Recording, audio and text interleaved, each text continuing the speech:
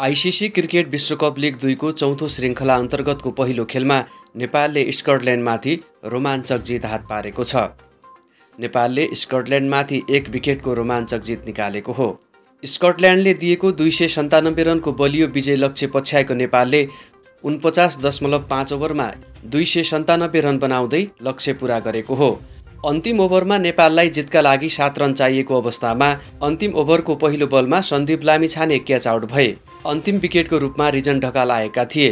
अन्तिम ओभरको दोस्रो बल वाइड भयो। अन्तिम ओभरको अन्तिम बलमा नेपाललाई जितका लागि 1 रन चाहिएको अवस्थामा क्रिजमा थिए करण केसी।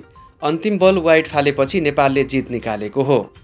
नेपालका लागि ओपनर द्वय कुशल भुर्तेल र आसिफ शेखले पहिलो विकेटका लागि 72 रनको साझेदारी गर्दै नेपाललाई राम्रो सुरुवात दिलाएका थिए।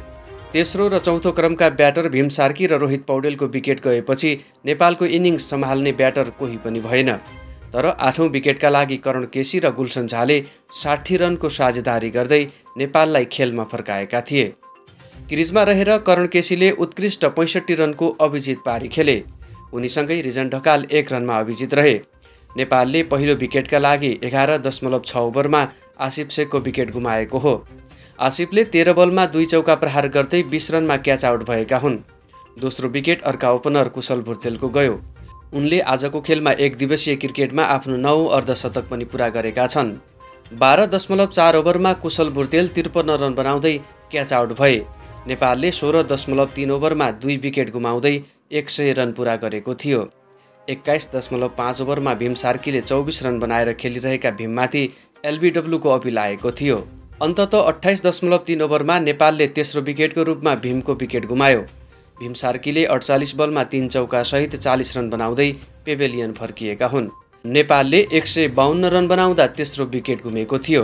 त्यसपछि नेपालले चौथो विकेटको रूपमा कप्तान रोहित पौडेलको विकेट गुमायो। नेपालले 30.3 ओभरमा 160 रन बनाउँदा चौथो विकेटको रूपमा कप्तान रोहितलाई गुमाएको हो। 5औं र 6औं विकेट उपकप्तान दिपेन्द्र सिंह एरी र आरिफ शेखको गयो। यी 2 ब्याटरले दोहोरो अङ्कमा रन बनाउन सकेनन्। 7औं विकेट सोमपाल कामीको गयो। उनी खाता मात्रै खोलेर पेभेलियन फर्किएका हुन्। नेपालले 40 ओभरमा 200 रन पूरा गर्यो। 7औं नम्बरमा ब्याटिङ गर्न आएका गुलसन झाले केही ठूला सटहरू खेल्ने कोसिस गरे। उनले 8औं विकेटका लागि करण केसीसँग 60 रनको अर्धशतकीय साझेदारी खेल्दै खेलमा फर्काउने कोसिस गरेका थिए। उनले 29 बलमा 3 चौका र 3 छक्का प्रहार गरे। नेपालले 45.3 ओभरमा 8 विकेट गुमाउँदै 252 रन बनाएको थियो। स्कटल्यान्डका लागि बलिङतर्फ ब्रान्डन म्याकमुले नेपालका लागि घातक बने। उनले 10 ओभर बलिङ गर्दै 2 मेडनसहित 3 विकेट लिए। ज्याक जार्भिस र माइकल लिस्कले 2-2 विकेट लिएका हुन्।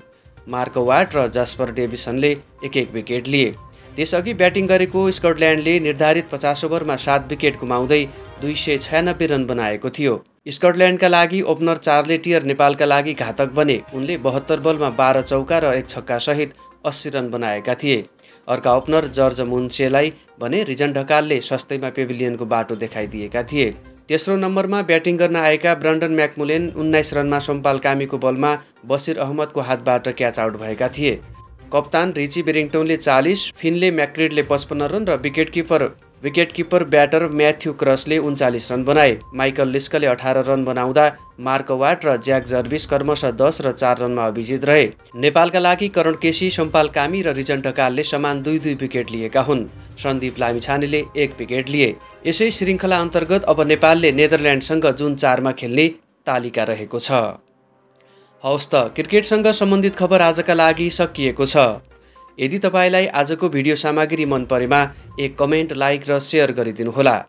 यदि तपाईँ हाम्रो यस च्यानलमा पहिलो पटक जोडिनु भएको छ भने कृपया हाम्रो यस च्यानललाई एक सब्स्क्राइब गरेर सहयोग गरिदिनुहोला।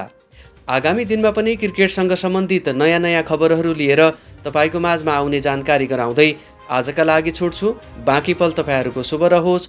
नमस्कार। जय नेपाली क्रिकेट।